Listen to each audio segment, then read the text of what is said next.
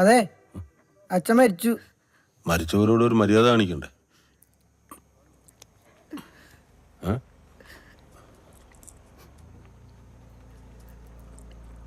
എല്ലാരും ഇങ്ങനെ നിന്നാ മതിയാ? ചടങ്ങ് നടത്തണ്ടേ? പുറത്തു പോയി രണ്ടുപേരെ വിളിച്ചോണ്ട് വന്ന്. രണ്ടുപേരെ വിളിച്ചോണ്ട് വരാൻ.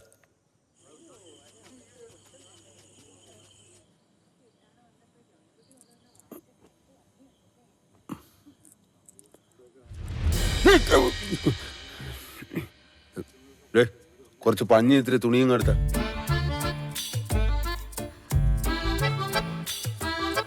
ഇനി നീ ഞാനങ്ങനെ കാണുമല്ലോ.